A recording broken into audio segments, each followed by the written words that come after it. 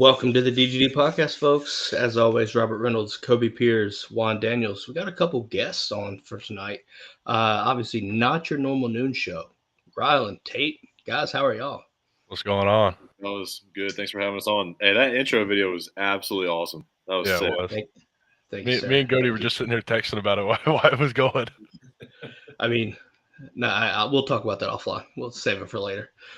Listen, obviously, we welcome you on to the show. If you're not familiar, y'all have a podcast as well. So, and also sponsored by Patio. So it's just a bunch of correlations there. Kobe is not in C block right now, which is awesome.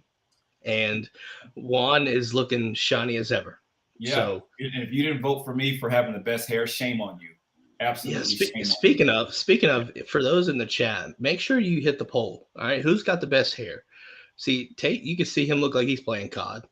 Ryland's got the hat. Juan just got his locks, his flowing, locks right flowing there. locks, just flowing. Yeah.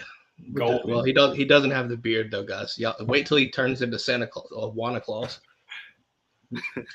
Oh God, it's different, guys.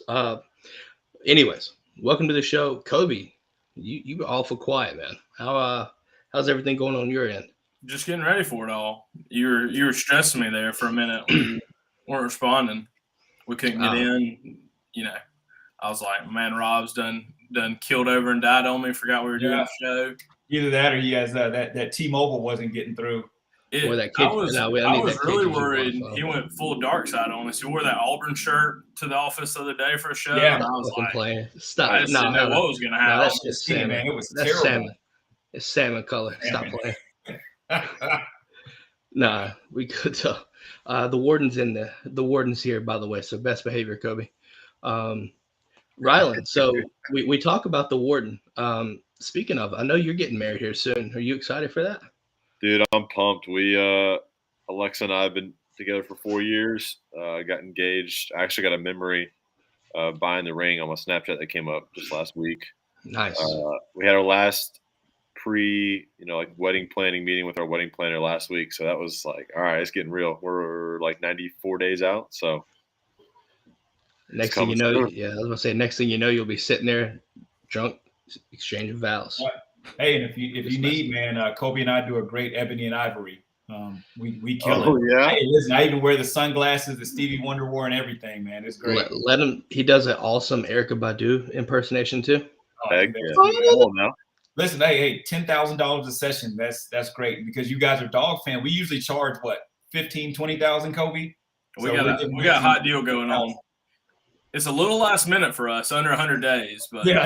Hey, we can squeeze you in. Make something work. Yeah, we can squeeze you in. It's called robbing the gang.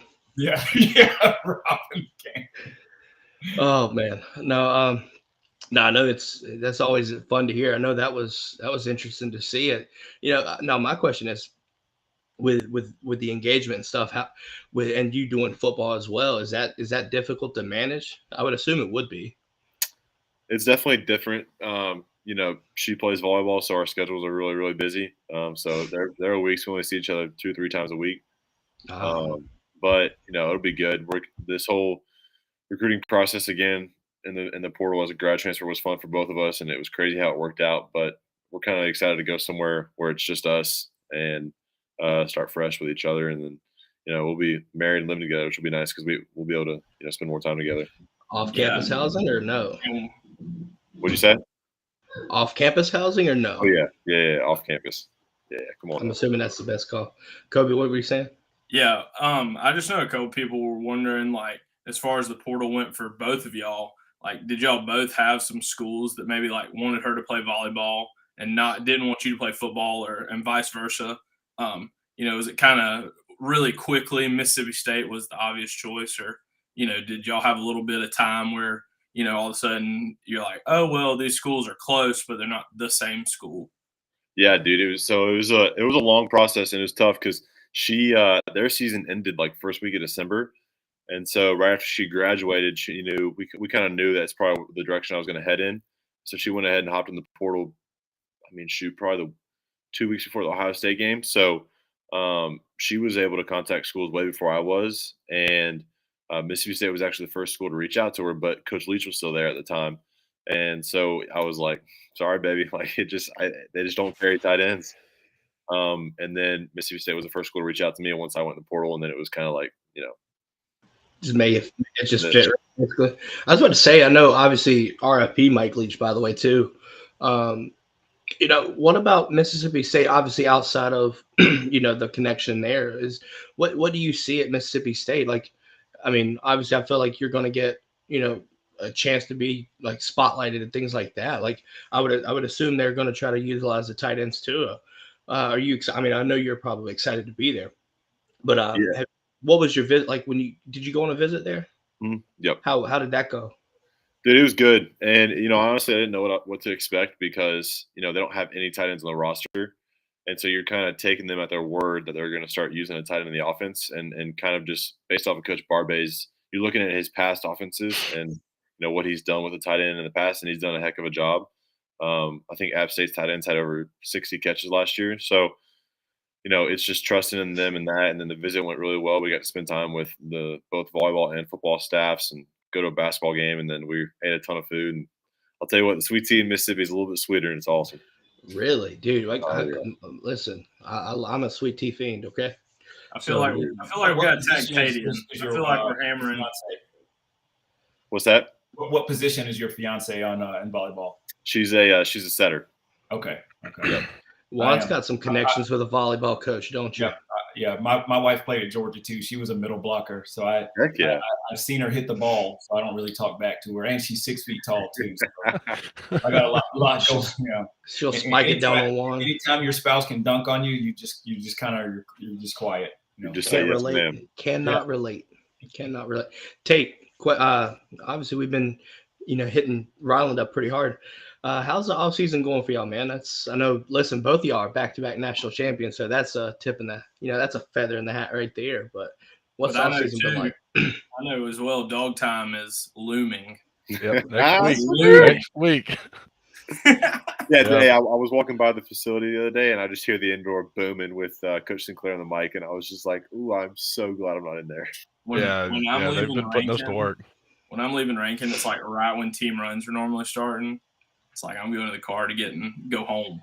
Yeah. Juan, do you now? The fun part is, guys, we talked about this offline. Juan actually played with Kirby, so it's a whole different beast with Juan here. We had leather helmets back then. Yeah, back in the day. Yeah. Black and white, the big old shoulder pads that were like way out here. You just turn this way and you're knocking 3 or 4 people down. See, I got a perfect picture. Here you go. There you go. There it is. Oh, heck run, yeah. Run, Juan, run. That's awesome. Yeah. No, I figured it. I figured this, I feel like under Coach Smart, it's been a different beast, from a fan's perspective. I know all 4 of y'all have played, excuse me, but from a fan's perspective, right? Like, you can only imagine it's probably just a bunch of running and just like making you hate life right now. But I mean, when you got 2 back-to-back national championships, it's like, I think it might be worth it. Like, What's your least favorite run, Tate? I say boxes are my kryptonite. I don't know why, they just are. They always get me. It's the constant. I think it's the constant movement of boxes. That's a little person answer, run. Kobe? Huh? Is boxes your answer too? 8 station, 4 stations is not fun either. I agree. 8 station, 4 station is not fun. I would say boxes though do seem harder. Boxes is for little people. We don't even do 8 station, 4 station anymore. We have. I've done it. This y'all do like 6 station something else now. We did 5 station, 5 station the other day. Yeah. Oh yeah, I heard it was like 4 minutes a piece or something like that. Yeah, but yeah, boxes are a little man run. They're not made for big people. So is it like circuit? Is practice like circuit right now too? We're really just running and working out, so it's just a lot of running and a lot of lifting heavy weights. What I was going to say, speaking of heavy weights, I want to ask this for a question, and then Kobe, I'll let you get back to this. What's y'all's favorite lift? What's your favorite lift? This is clean. Yeah. What about you? What about you, Ryland? What's yours? Mine's bench. I was a bench guy myself. Yeah. Back in my day. So explain to the people like that are watching, like I know, but they don't know. Like explain what dog time is to people. So you got it, Tater. Dog time is basically 2 weeks, where you're waking up every morning to go to the stadium and do a team run, and then coming back later in the day, working out, and then it's like 7-on-7. So offensive line, defensive line are doing one-on-ones and walkthroughs, basically just kind of getting back into that football mentality because we're about to go into spring ball. But I wouldn't call it a good time. It used to be 3 weeks. Yeah, we started 2 weeks now. There was a year, I think my sophomore year, it was the worst one. We had 2 weeks dog time before spring break, and then we went on spring break, and we came back and had a week of dog time post spring break before spring ball started. So you ran an 8-station, 4-station the Monday morning after you went on spring break for the whole week. That's rough. 30 people throwing up. I mean, just awful. That is brutal. What was off season workouts like for you back in mid 90s, man? What was that like? We called them mat drills, but every morning was, you had to be there by 6 o'clock in the morning, and it was just absolute pain. I mean, it was just constant pain of running. Then you go and lift, and you just talk about. I think the coaches, their whole desire was to make everybody throw up at least once or twice. I mean, it was awful. I mean, for those that are saying, man, you guys get scholarships and you guys should be thankful. I tell you, after that, you're just like, man, I wonder if I even want to be here. We have the first Pat fact of the night. Amy said Juan has the best hair, period. Thank you, Amy. Apparently she said to hell with the poll. Amy, for you have my vote. Jesus Christ, man. No, I was sitting there thinking about it, right? Like y'all talking about these things, and I'm like, well, that sounds fun.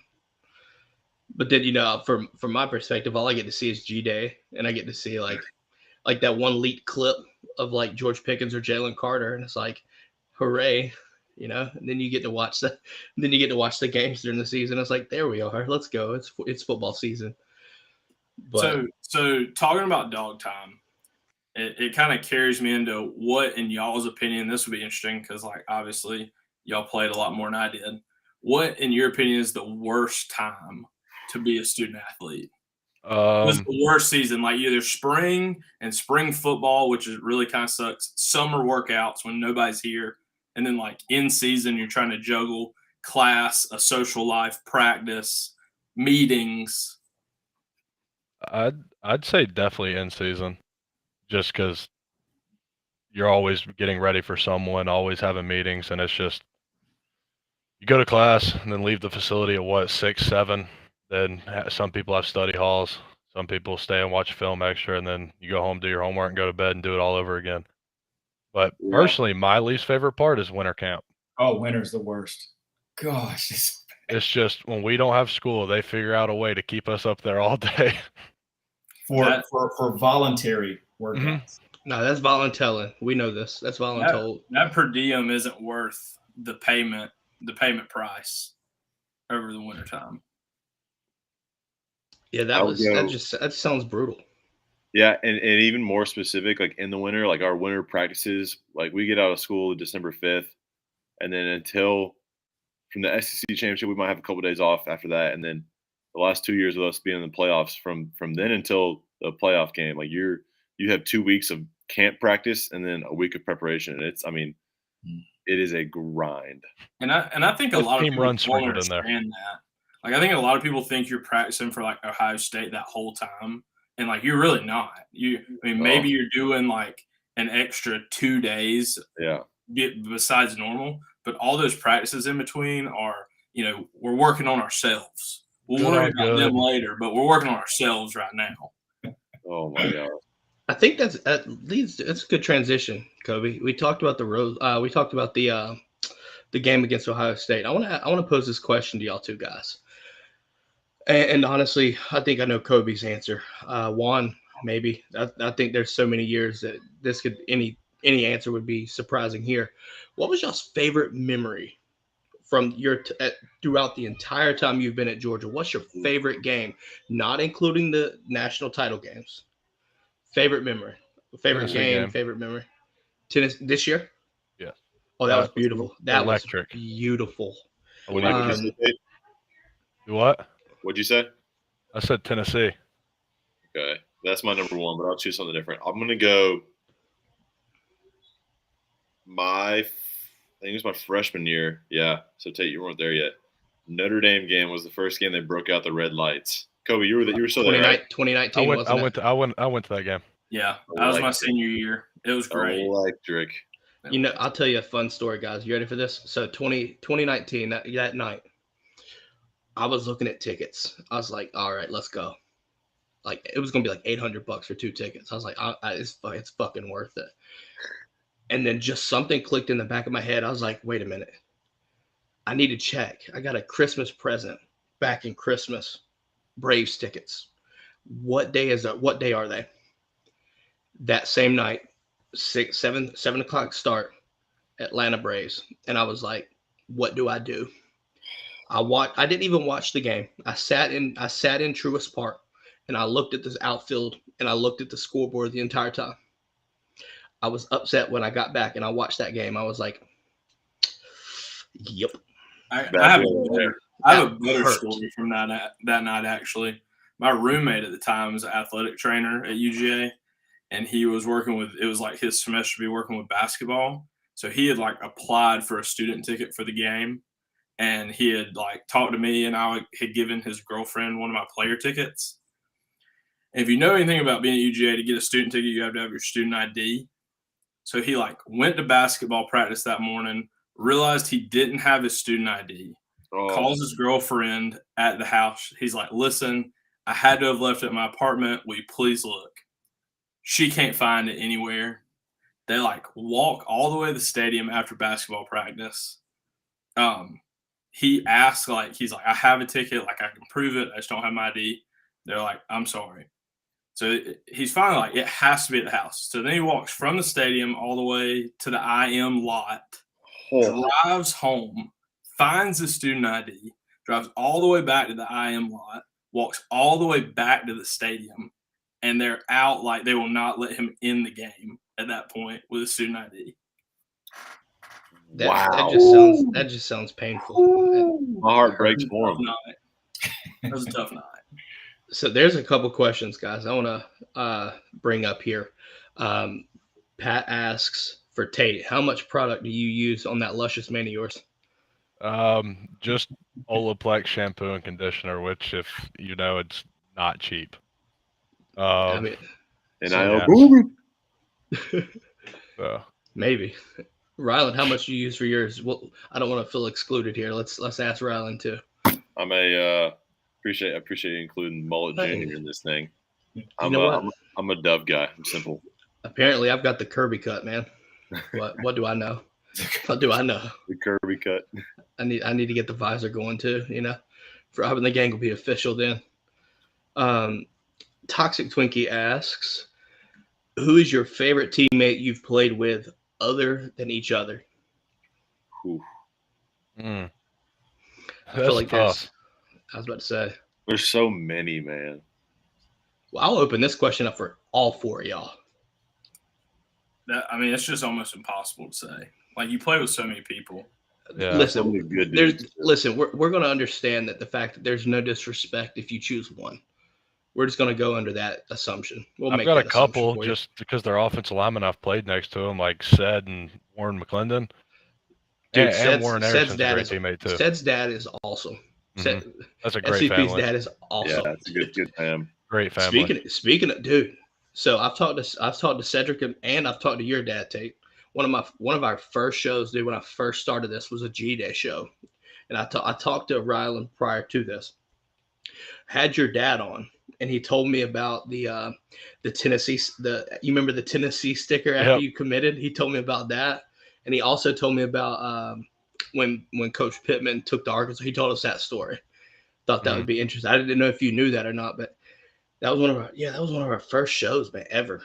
That was interesting. Just thinking about that. I'll pose a question back up to you though. I just wanted to throw that tidbit out there. That's all. I mean, I would say for me, it'd have to be like people that I've lived with and played football with. Like Daniel Gothard was my roommate, played football. I think he played with Tate for a year. Gothard. Sure. Yeah. And then like Charlie Warner. I don't know if they get much better than Charlie Warner. That was mine. You stole it. Dang. Yeah, Charlie's. Yeah, that's as good as they come. They don't make people like Charlie often. That's the truth. Juan, let's show your age, Juan. Who Yeah. was your favorite teammate? I had two, like Hines Ward and Terrell Davis. I only hang out with Super Bowl MVPs. That's it. So outside of that, man, you can forget it. That's gold. That's awesome. Yeah, hey, Juan, we've had this thing going, guys, and I want to get Coach Smart on here just for 1 second, and I want him to answer this question. Juan, I'm going to bring it up, and I want to let the guys hear this question. What was practice like with Juan Daniels versus Kirby Smart? Punishment. I mean, I stomped him out each and every practice. Absolute punishment, and he can't deny it. He can't. You know what? Tell him to go in there and go to the film room and pull up that old roll that beautiful bean footage. I'm telling you, it was pain. I have to ask him about that. Oh yeah, please do. He's got my number. Yeah, I was about to say it's pretty interesting though, because a lot of people, when they think receivers, everybody just thinks Terrence Edwards or AJ Green, which is fair. Juan's a top 10 receiver until maybe this year if Brock overtakes I'm gonna it. be knocked out. Ladd McConkey's gonna get me. Well, hell, Brock will probably do it first. Yeah. I may have to just come see about him though, and just talk to him a little bit before. Listen, we're gonna use you more of an H back. Yeah. We're solely H back this year. You got Oscar Delp. He needs a cat of the stats. Yeah. I'm with Daniel Harper in the chat too. Ryland, you weren't there. I know when Jeb was there, Jeb Blazevich, but I mean him and Charlie are cut off very similar cloths as far as just good people. From a third party perspective, what was Hot Rod like? I feel like Hot Rod was one of those guys who's super chill, but I mean, like I said, I wasn't in the building with him, so I don't know. Kobe, you go first.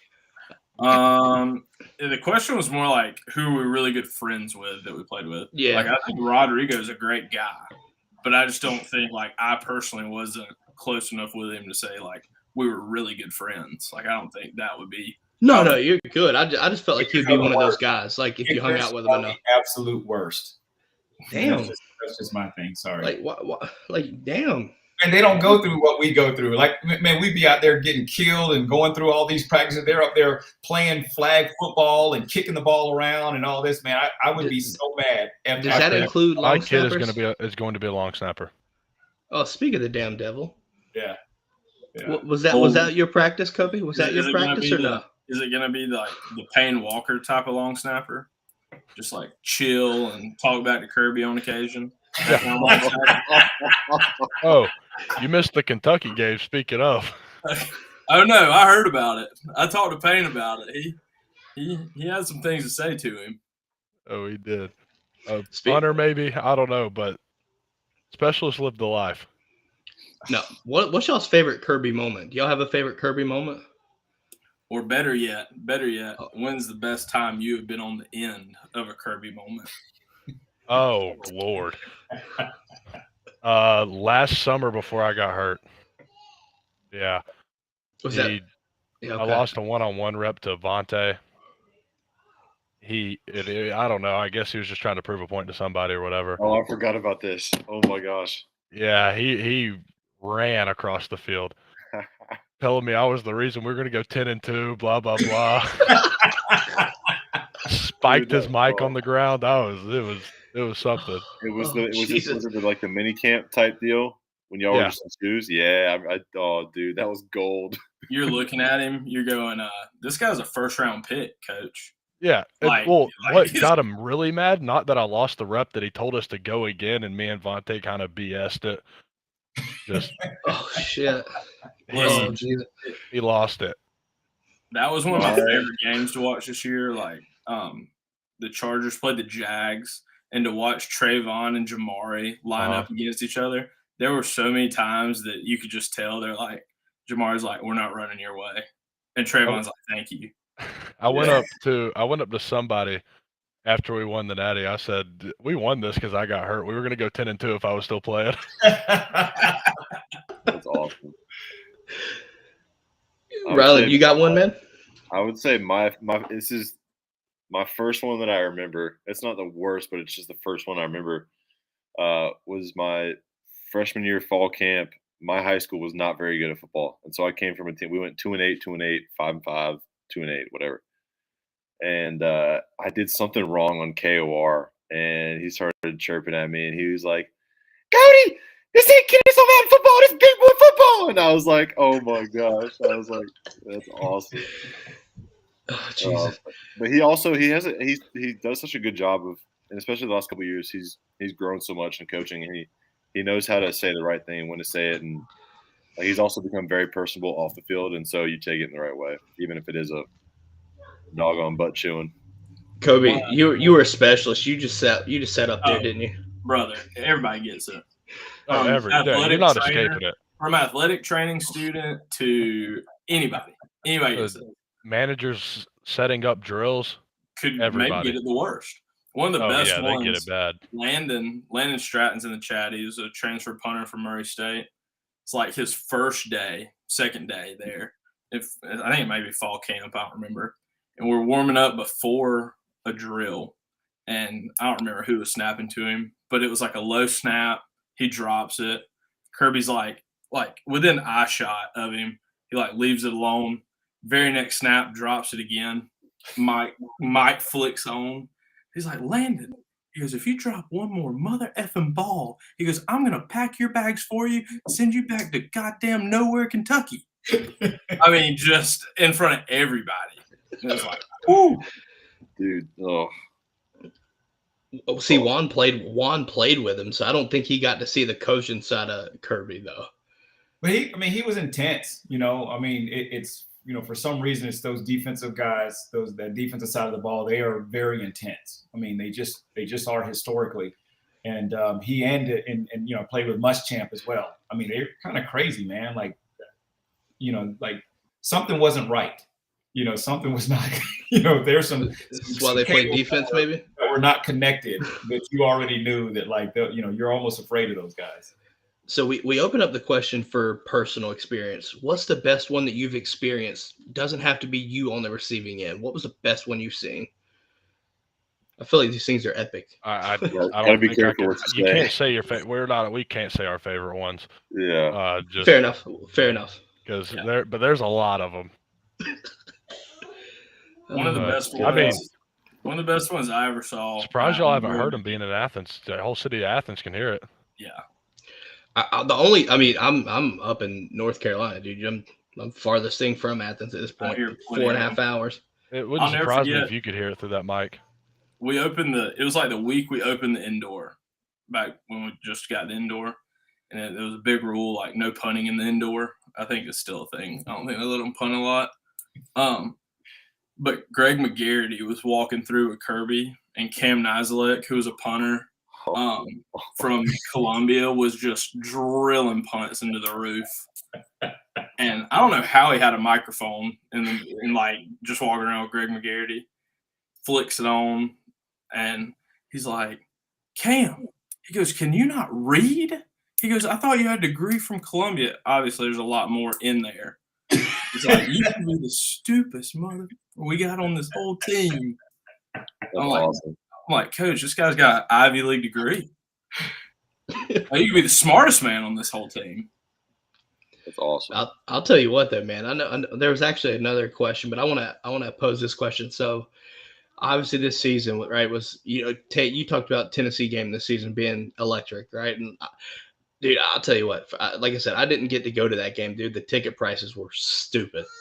But when I was watching the game, it sounded so loud. What was that like from a player's perspective on the field? We're on the sideline trying to make adjustments, and it's just not happening. Coach Searles is having to write what he wants to say on his whiteboard, writing paragraphs on the whiteboard because we can't hear. But and when you didn't think it could get louder, it got louder. It sounded like when the rain came is when it was just one of those things where dude, it just got louder and louder. Fired everybody up. Dude, we're on offense, and it's like, okay, y'all can quiet down. So I'm get it, y'all are having fun, but I got to hear Stetson. Dude, I know, from obviously watching at home, I went over to a friend of mine. They're Bama fans, and they just watch college football. But I went over there, and I remember this because I was pumped too. I was just like, we're going to show y'all how to beat Tennessee today. That was the first thing I said to him, and I was charged up from the rest of the day. So, dude, I know it was, if I was pumped, I know it was stupid there. That game was electric. It was Yeah, something awesome. else. That game was wild, man. Let's see. I think another good question. Do y'all have superstitious rituals pregame? Toxic Twinkie asked for all four of y'all. Should say did for Juan. Yeah. No, I didn't. I just wanted to hurry up and get there. The worst time is the time that you get off the bus and you're in the locker room till the time that you warm up and then the national anthem. That's the longest time on the planet. And you just want it to get there and happen pretty quick. I always just want to get the first drive over with. Like, just get the first drive. Let's go. Like, that's just. Yep. Yeah. I don't really have any superstitions though. That's really a kicker thing. Definitely a Rodrigo thing.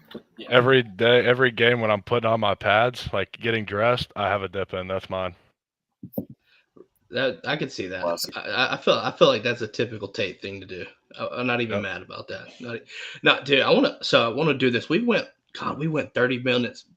We ain't even brought up our sponsor. So obviously the show is brought to you by our guys over at Apotheos. Also sponsor for Real Talk, by the way. Listen, check them out. Follow them. Right, Apotheos Roastery on Instagram, Apotheos Coffee on Twitter. Head over to our website, dgdpodcast.com/Apotheos. Any blend of coffee you get, you'll 20% of the proceeds for each bag that you get will go to the Classic City Collective. If you're not familiar, Apotheos is the official coffee and cold brew sponsor of the Classic City Collective. Tate, I know you're a coffee drinker as well. You love some Apotheos. I'm sure y'all do. Dude, I'm telling you right now, I haven't had a bad bag at all. Haven't had one cent. Ever since I started drinking it, I have not had a bad bag at all. Dude, I wasn't a coffee guy, and I started drinking that when we started getting some about 6 months ago. And dude, I love coffee now. Yeah, Gode's on the set. He's like, man, I'm tired. I'm like, Gode, there is a cold brew machine right here. He's like, I don't like coffee. I'm like, Gode, this is good coffee. Like, you can drink this. And he was like, I don't know about it. And now every time we're on set, he has a cup.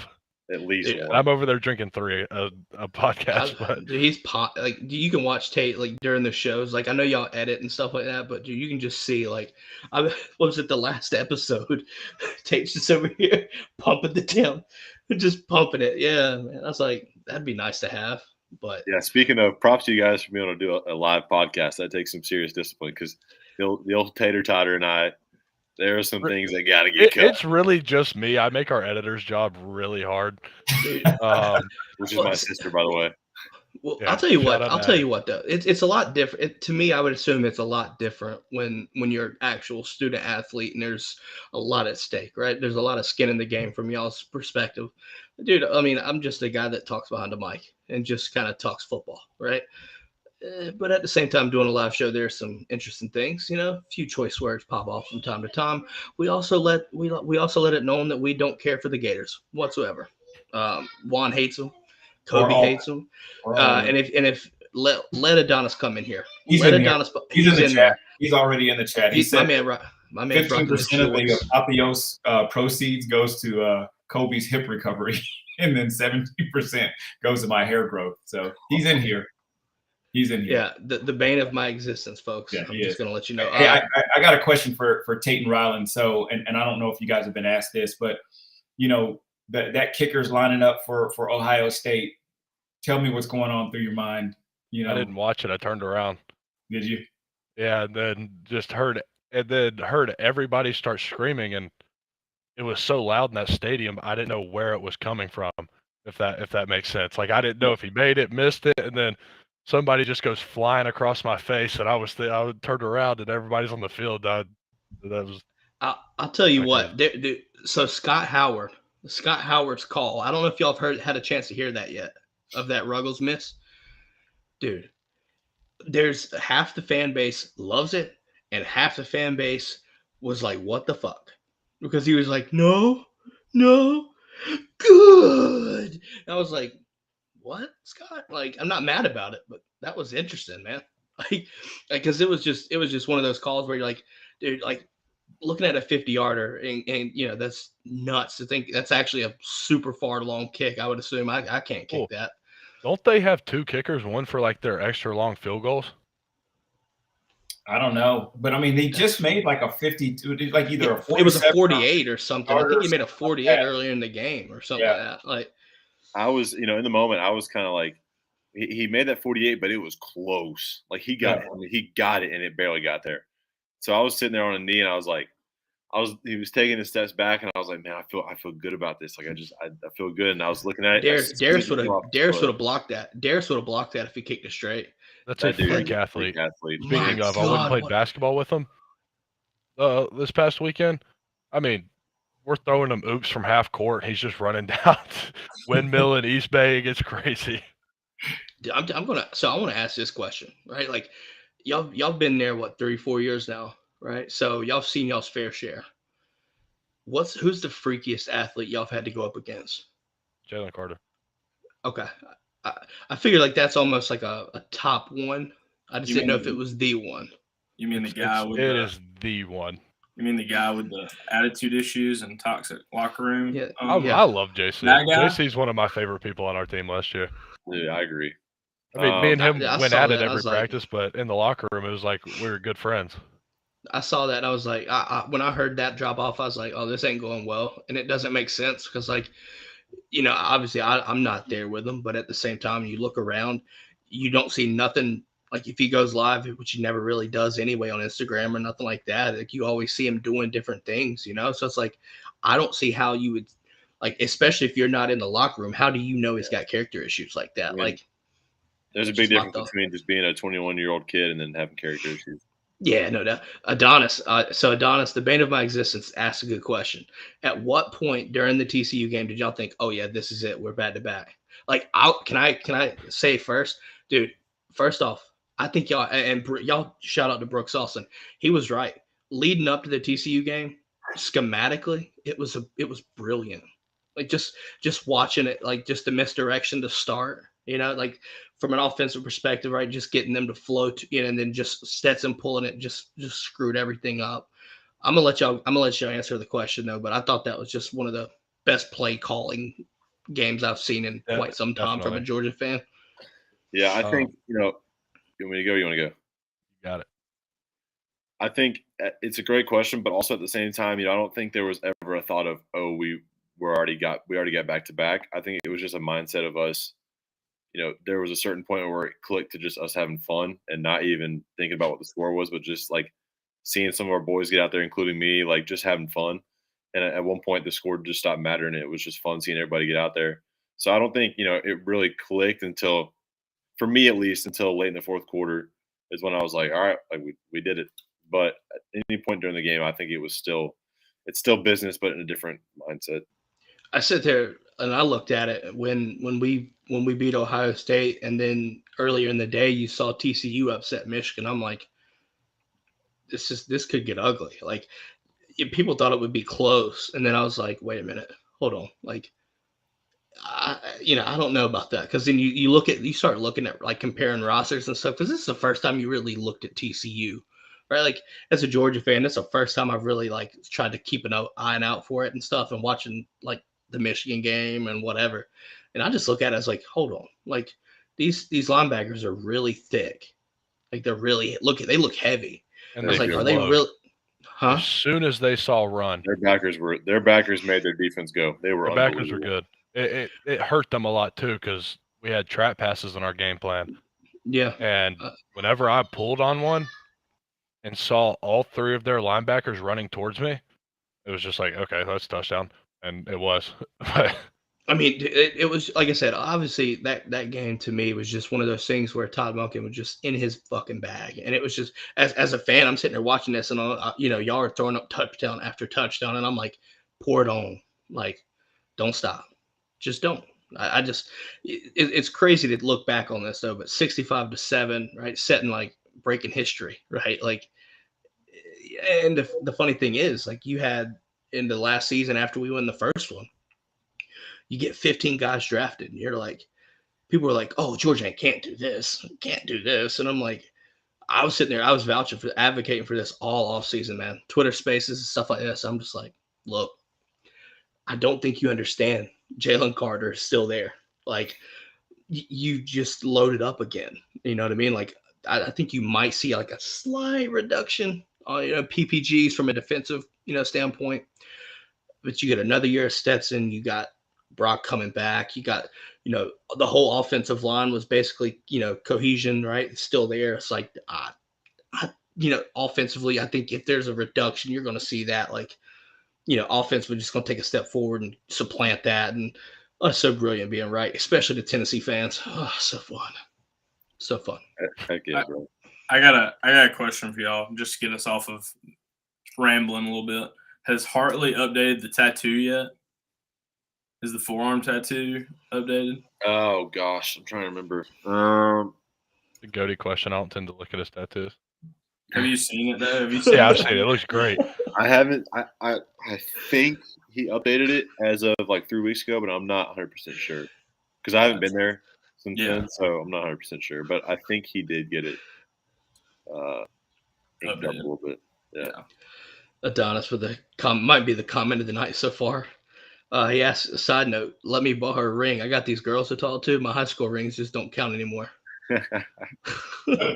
Nice. Tate bringing out the oh my goodness, what a nice box. So y'all had a couple of close games this year. That seemed a little bit shocking. Like again, you play a pretty trash team in Kentucky. I mean, I just thought they were pretty bad. Was it just they just came out physical? Was it what was it that the game was just so low scoring? And also too, I explained to certain people, when you play teams that are just historically poor, it's sometimes hard to get up for those games. You're always trying to look to towards that next game.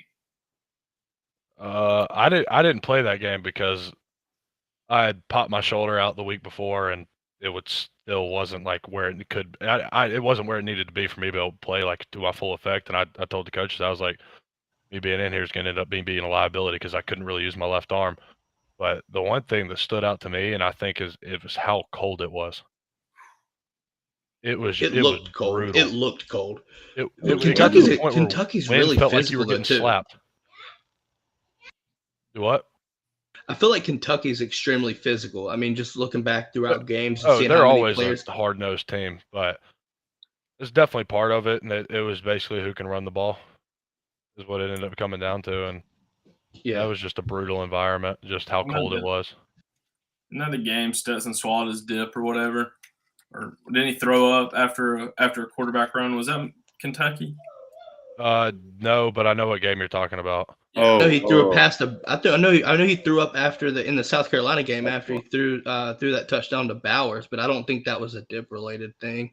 He said he was every time he's thrown up, he's blamed it on being overhydrated. Gotcha. I mean, I would say. Sorry to interrupt you. No, you're good. You're good. Go ahead. I think when it always comes down to Kentucky, no matter how good either of us are, it is always arguably our most physical game on the schedule. It just is, and for some reason, it just always is, and that's how it's been. But I think Tate said like the environment, the cold, and our game plan, kind of led to that score. And they came out, I think, trying to control the clock and keep the ball as long as they possibly could. We had how many possessions did we have in the first half? 3? I think it was 2 or 3. Yeah, it was 2 or 3. I was sitting there watching everyone, just field goals. Yeah, because it was one of those games, like from a fan's perspective, you hear, I don't know I don't even know if Kirby lets y'all hear this or not, but like to me, it was just one of these things where you're sitting there like we saw throughout the season, right? You saw Oregon and it was pure domination. You saw South Carolina, pure domination. You see some struggles here and there, but I'm looking at it in a sense of like trying to think, unbiased and things like that. It's like, dude, if you're just that good, I could understand being difficult to get up for these kind of games, right? Like the Missouri game, I was sweating. I ain't gonna lie. I started sweating on that one. And then, hold on. I can talk about this Missouri game. I want to hear this. That place was brutal. Rocking. Was it really? Loudest game all year. We first drive come out, we're backed up. whatever, like to the part of that like horseshoe that's closed. And that it was loud. False start, first play of the game. We can't hear anything. We're all turning around like, okay. Then we finally bust a run. We ended up fumbling, whatever. And their defense came out with their hair on fire. And we got down there and our game plan was like, okay, we're going to see 0 in the red zone. We're on like our own 35, and I look up, I'm like, instead, this is 0. You going to check out of this? Because what we're running is not going to work. I was about to say that game was interesting because I look back at that game, honestly, that game, and there was one play specifically where Starks runs down the running back. That play to me was the defining moment of the season. Because if without that play right there, the entire dynamic of that game changes the season. I don't think the Tennessee game matters as much as it did. You know what I mean? And I think obviously people like the national media, man, I've stopped caring what they say, right? It's, but that Missouri game, they looked at that right there. But Starks making that play was just, God, there was something about that, man. It was huge. Yeah, it was just like, I don't know if it was a momentum changer, but it really defined the bend don't break. You know what I mean? Like from a defensive standpoint. Well, and then the offsides that next play, or the false start that next play, and it was, when Kirby says you're either elite or you're not. I mean, Missouri really showed who they were, and the fact that they couldn't punch it in and put the game away, was one of those things that in order for you to overcome or be that next elite program, you have to finish those things. And if you can't, then, obviously you see what you were able to do after that. So Adonis has a question, and it asks, if when you see your brothers leaving the portal and then you get a chance to line up against them, does it add a little pep in your step? Tate's got a good feel for this from it's happened twice. Okay. SEC championship with Major, and I actually got a personal hitting him. Oh, that. Yeah. The funny thing was listening to you talk about it on Real Talk, and then going back and rewatching it, I was like, I see your point, Tate. I saw your point because, like, in the heat of the moment, I get it. But the funny thing was what Ryland starts talking about after. Wait, thanks, Tate. Thanks, Tate. I mean, he letting me hear it for the rest of the fourth quarter. I'm assuming the other one, Tate, was it Brent Cox? I was never a teammate with him. It was Timon. Oh, to get TCU. Timon, okay. That's an I don't want to sound bad about this, but that's a name you kind of forget about. I didn't even think about that. Even think about that. Yeah, I always thought Timon was a good player. Maybe not the caliber with the defense alignment we have. Yeah. Just to get good minutes. But I think going there for him was great. I mean, like I said, I always thought Timon was a good player. Like pass rushing, he always had good hands. And he was quick off the ball. It was just, I don't know, just us against their overall defense and our size up front just, I think, overwhelmed them a lot. It seemed like, I mean, just from a high level standpoint, it seemed like not only were we able to do what we wanted to offensively, but we really manhandled their secondary from a perimeter standpoint.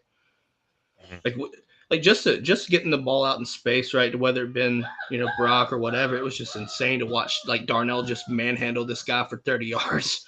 Just downfield, just pushing him. I'm like, Jesus Christ, Darnell! Like, it was nuts to see that. Definitely. Talk about somebody who's different. That boy is different, Darnell. Man, I'm telling you right now, dude, like, I think so. I mean, when I looked at it, right, like we knew he was big. Like you knew he was big. You could see it. But for me, I think the real coming out was against Oregon. That hurdle, right? I think that hurdle really opened a lot of people's eyes. And I mean, to me, it opened mine up because I've been waiting for him. Like I knew we have good tight ends, right? Like Todd Hartley's the Mountie, man. He always gets his man. Like he's gonna get the elite guys, right? So you sit there, you look at it, right, and you sit there. Everybody knows Brock and things like that, and everybody's a couple years go by, and we're like, all right, is Darnell gonna be? Like, when's he gonna like start catching passes more, right? Everybody knows he can block his ass off. Dude can block. He's literally another tackle, basically, like almost like a Warren McClendon on the edge, right? It's like crazy. It's stupid. That runs it's a 4.5 or whatever he runs. A what? He's going to run very fast at the combine. I don't know what exactly it's going to be. Okay. I was about to say, like if you saw a 4.5, first off, I'd be like, God damn. Goody, but would it surprise you if he came out there and ran a 4.5? Yeah, I don't think after watching Jordan Davis run I would think like I think like a 4.6, like a 4.64. Yeah. Yeah. I was just over exaggerating. No, I mean, dude, for his size though, it's once he gets his body going, it's I don't know, it's going to be hard to stop. I mean, he's 6'8", 280, and has what, 11% body fat? If that. God almighty. Dude, I just remember Dan Jackson getting plummeted in G-Day. Oh. I felt so bad for Dan. I was like, ooh. Oh, God. That was interesting. Adonis also asked, did either of y'all have a moment, either at practice or in a game, where you were just like, I just got worked? If so, who was it? I hope it's not Jalen Carter, but it would be the obvious if that was the case. He said in a game? Well, practice or in a game.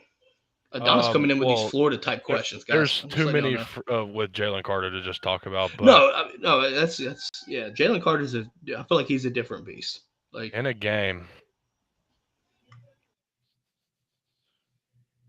I would say Kent State.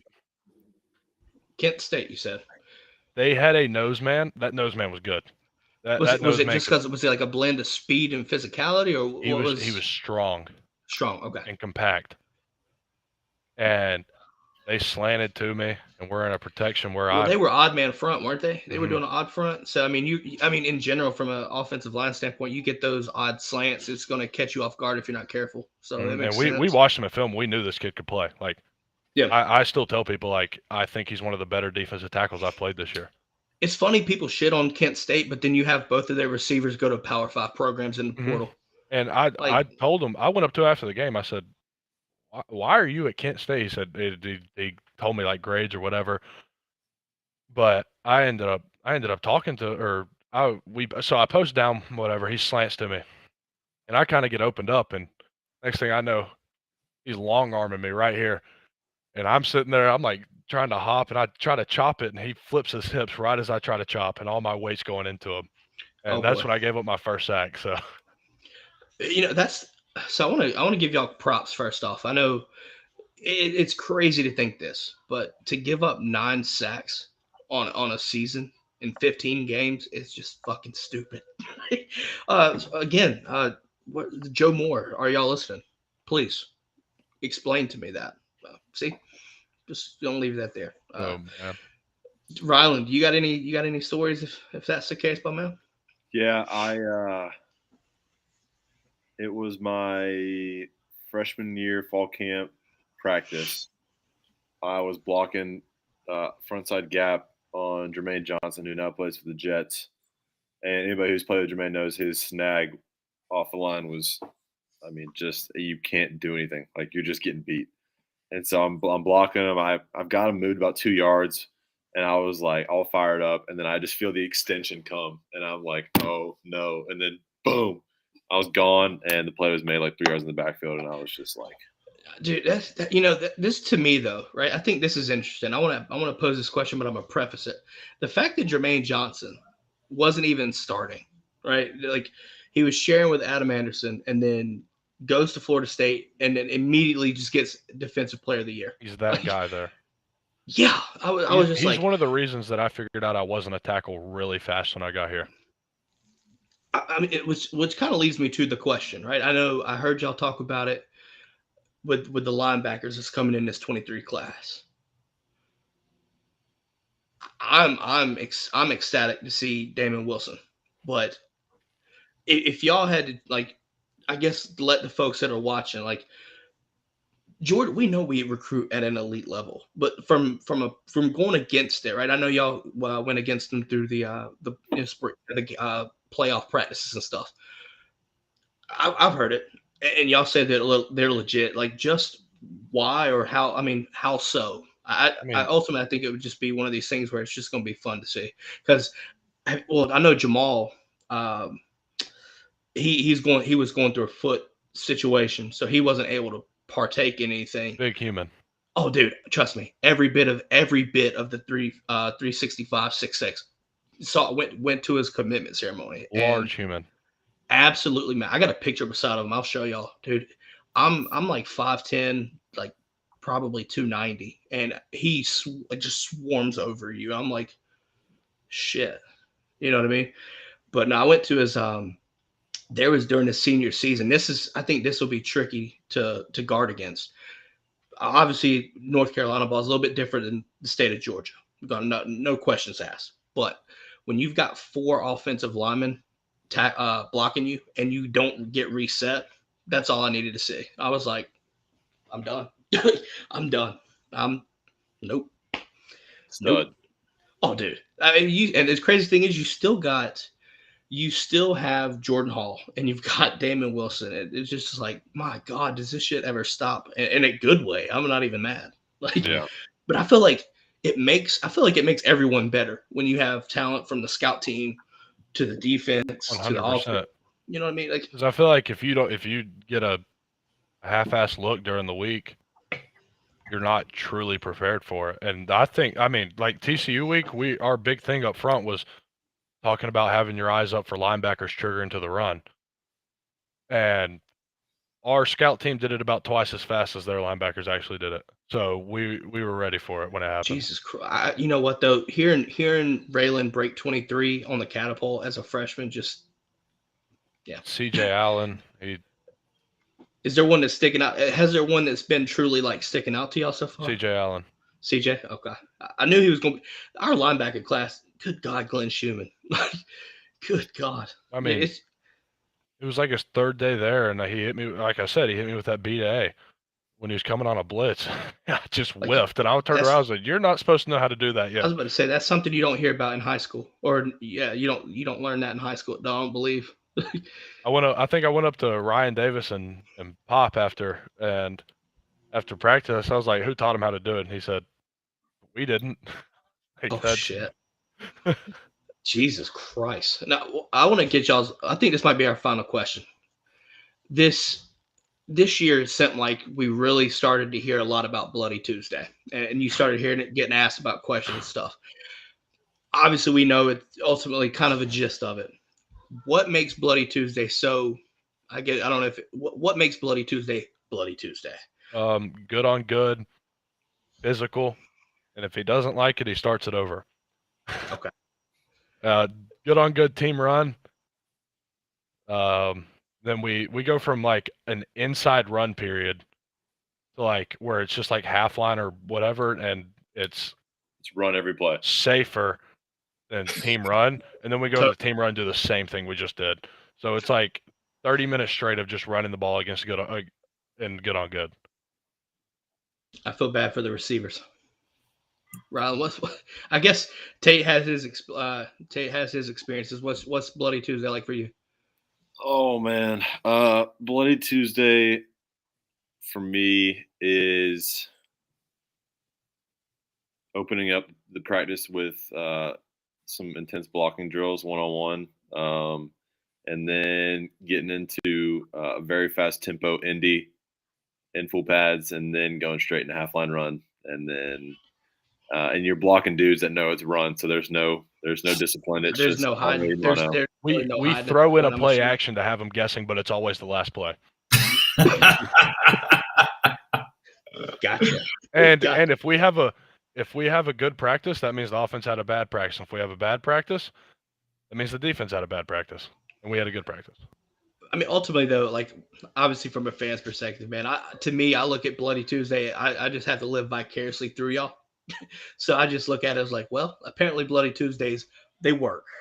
Yes, they work. To me, it's that simple. You know what I mean? Like, we have a bloody Monday, Tuesday, Wednesday. It's just Tuesday because it's short yardage and goal line day.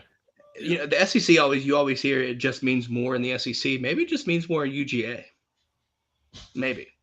Don't know, but food for thought, maybe, you know? I don't think anybody cares about a place more than Coach Smart does.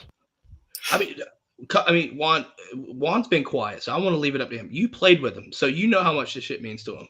Like, yeah. I mean, our Bloody Tuesday was called Attitude and Fight, and it was it was whether you were a receiver, inside drill, all that. It was bad. It was really bad.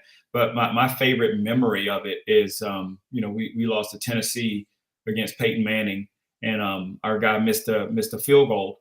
And so our coach was so mad that he made the kickers get into our attitude and fight. So we had an opportunity to block them or, give them the ball and then tackle them. Probably one of the best moments of my entire time. Just absolutely an opportunity to crush them for going out there and laughing and giggling and playing tag up there. So that's awesome, dude. that'd be interesting, Tom. It's just crazy, man. Like, just kind of go, like, just having this panel here, right? Like, leave me out of this, please. Leave me out. But yeah, you've got Juan back in the basically the trippy days almost, if you will, and then you got current. Obviously you got Tate, you got Kobe there that went to the Rose Bowl. It's fun to hear these stories, man. Kind of like looking through pieces of Georgia history. You know what I mean, from a fan's perspective. So I'm geeking right now. I ain't even mad. Like, not mad at all. Got any last words, Kobe, Juan, Ryland, Tate? Leaving any last words? Fellas, y'all got anything planned Valentine's Day? Taking the ladies out somewhere nice in Athens? Maybe. You know what though? It might have to come back to this Wednesday. Don't want to spoil nothing. I guarantee you they watch it. Got to keep it a secret. Listen. Yeah. Listen. The warden just gave you some. See if anywhere's open. I mean, hell, the warden just gave him some free time. That's about it. That's your Valentine's Day present, Kobe. I got good Wi-Fi for once. Just random shit. Juan, you got any plans? Nope. It's just no volleyball games, nothing like that, right? Nope. I'm just gonna try to get home early and get a nap in. Speaking of, how's Ashton doing over? Is Ashton they're doing? Are they getting ready for stuff over there in Stanford? Yeah. Their spring. I think their spring game is April the 22nd. So. Gotcha. Yeah. Ryland, is Mississippi State's is theirs the 15th too, or is theirs when's y'all's spring game there? It's a great question. So it hasn't been announced yet. It has been announced. I don't know. Fair enough. I'll probably go there. You won't. I was gonna say you might not even be able to do that because you'll be. Are you leaving in May? Yeah, I'm leaving. Dude, yeah. We talked about summer workouts and how hard those were. Okay. I'll go on the honeymoon, come back, and then the next day drive to Starkville and then start workouts the next day. So I'll be nice and. Gotcha. You'll be nice and peachy there, getting ready for summer. Yeah. Well, I'll tell you, man, it's just crazy. Like, because you'll grad transfer, so you'll have your degree too. What'd you major in, if you don't mind me asking? Journalism with a certificate in sports media. Okay, I ain't gonna comment on journalism around the Athens, Atlanta area, but I'm not gonna do that. See, I don't want to write. I want to broadcast or do something like that. I could see it because real talk to me, like I kind of see the, you know what I mean? Like, it's just a passion. You can see it. I see it. It makes sense. I appreciate it. Thank you very much.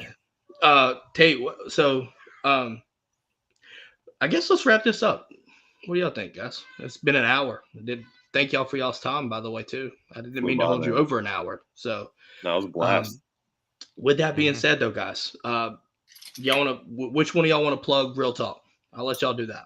Cody's got it. He's the intro man. Cody's your guy. That's my baby. Yeah. For y'all listening, hit us up on Real Talk on all social media. It's at Real Talk WRT. Just a podcast for me and Tate, just kind of shoot the crap and talk about a whole bunch of nothing in football and all kinds of stuff. So just hit us up on every social at Real Talk WRT. Bonafide, by the way. I love that content, by the way. Thanks, brother. Appreciate it. Thank you. With that being said, though, guys, we're gonna let y'all go. I know y'all are busy Tate's getting ready for winter stuff, so we're gonna wrap this thing up. Make sure follow Real Talk WRT. Again, thanks for coming on. Ryland, we wish you the best of luck, sir, when you start your endeavor over in Starkville. Thank you very much. And with that being said, though, guys, have a great night. We will see y'all back Wednesday, noon Eastern, for we're gonna talk and get Oklahoma on the line as they join the SEC. With that being said, Robert Reynolds, Kobe Pierce, Juan Daniels, Ryland Goede, and Tate Ratledge. We will catch y'all next time. Go Dogs. Go Dogs. Dogs.